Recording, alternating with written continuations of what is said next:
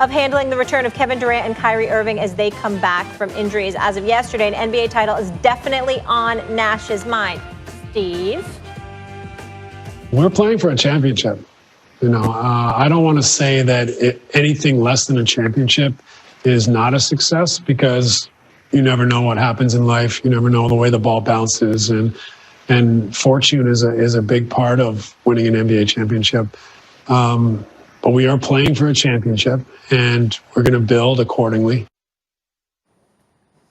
Max, what are the expectations for Nash and these Nets? Well, first of all, I totally disagree with what Steve Nash said. Fortune has a big influence on who wins the championship in the NBA insofar as health is concerned, and that does apply here. But once they start playing the games, if people are more or less at full strength, actually the NBA is the one sport where the best team almost always wins. I will say this, the expectations, he says championship, I get it. If the season starts and we find out that's still KD, then he's right. Then you should have, your expectation should be that you get out of the Eastern Conference, because you have KD and Kyrie and several other excellent players, Vert and Dinwiddie and a coach who obviously has a good relationship with his top stars. We'll see how he coaches. And Brooklyn is the backdrop, a city that's so thirsty for a basketball championship.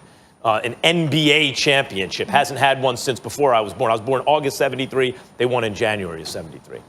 So I get it, if he's healthy. But at this moment, we don't know that KD is the KD that we know, right? We don't know how he's going to come back from the Achilles. Because as I was reminded by some members of the Seattle Storm, Breonna Stewart notwithstanding, Achilles almost always mean that the athlete's not the same going forward. If KD is 80% of himself, think someone like Paul George, right? Excellent player, an all-star, but not KD. Now all of a sudden, if I said, what about if it was Paul George and Kyrie? Would everyone assume they're going to make the finals? I don't think so. Now, if he's KD, if he's 100% KD or close to it, get out of the East, man. You got enough. We do not know that. To assume that is actually to put too much on KD. He has to be a 1 in a million medical case, including a 1 in a billion player. And what if he is? I understand that you say they should get out of the East. What about in terms of the West? How do they stack up? Well, we have to see how. I don't think that they go all the way next year, but I do think if KD is KD, it's reasonable to have the expectations get to the finals.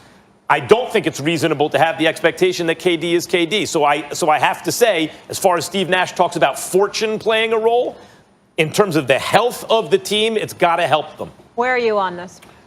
KD is on the clock. That's where I'm at with it. Let's face reality here. We've talked about this in the past. KD electing to go to Golden State.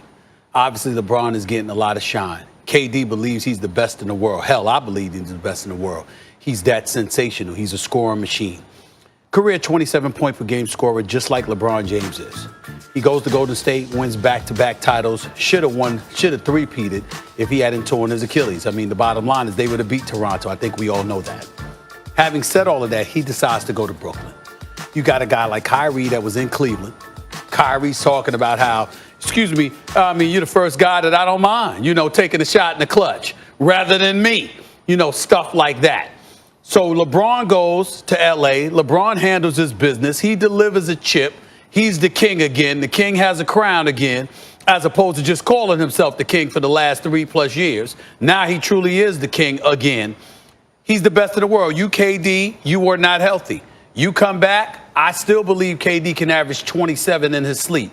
Whether or not he's going to be the same remains to be seen. But remember, his success isn't predicated on his athleticism. He's 6'11" with a 7'6" wingspan that has a handle and has range that can rival Steph Curry and Klay Thompson. This brother is that elite. And so when I look at it and I look at the squad that Brooklyn has with LeVert and all of these boys and the kind of crew that they have together with a healthy Kyrie and a healthy Kevin Durant, there is no excuse not to make it to the NBA Finals.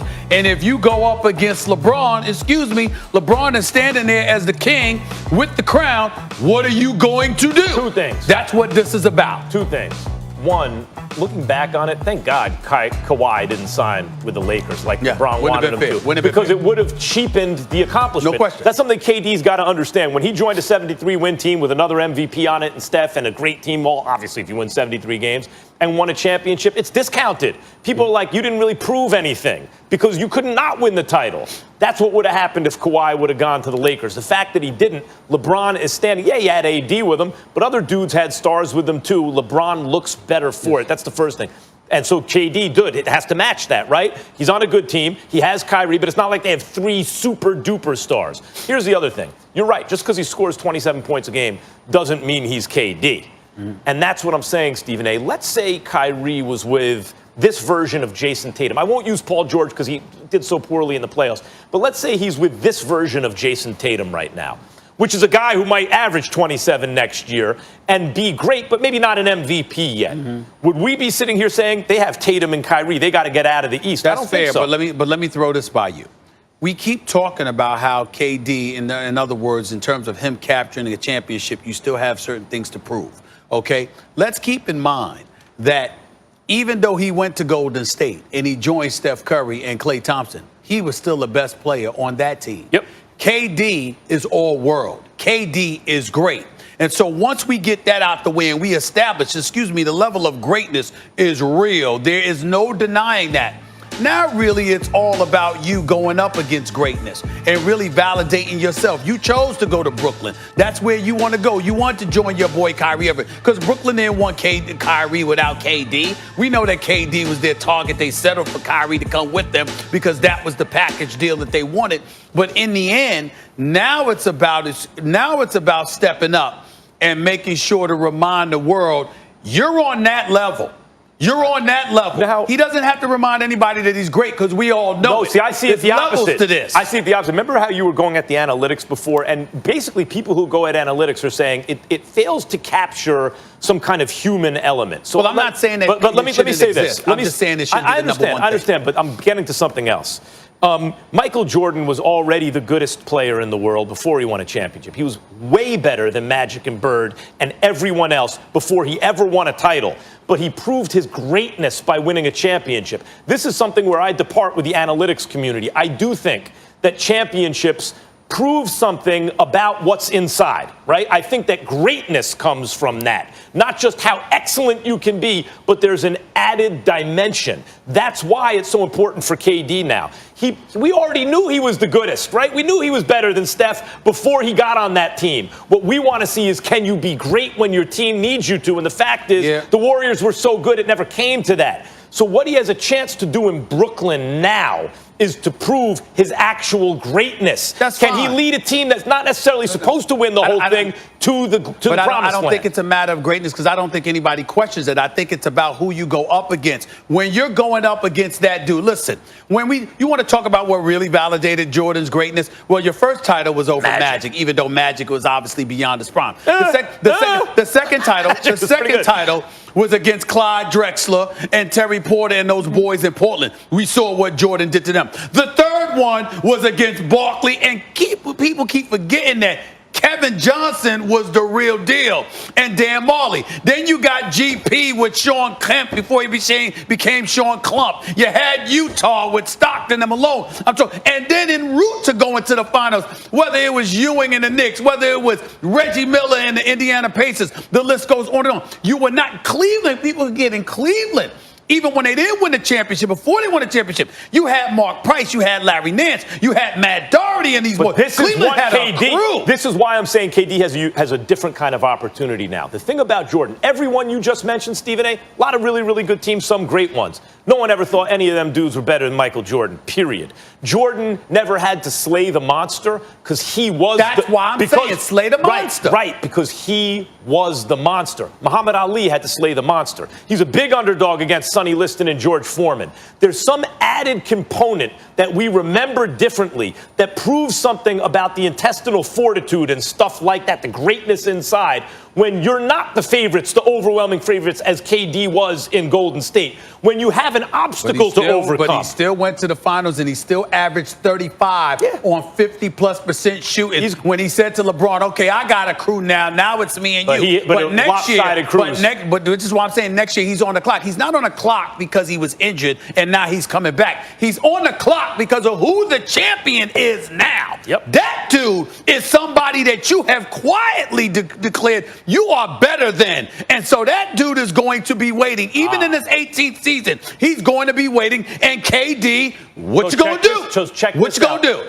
That's what we'll be looking for next season. This is a debate show, but we're on the same page about that one, just the way it is sometimes, unfortunately for TV. We're on the same page. But check this out. LeBron James deserves all the credit in the world. I give it to him. The fact of the matter is AD might be the second best player in the world, right? Anthony Davis. And when the two best players in the world, or two of the top five best players, get together, they almost always win the championship, period. That's what LeBron has. That's not what KD has.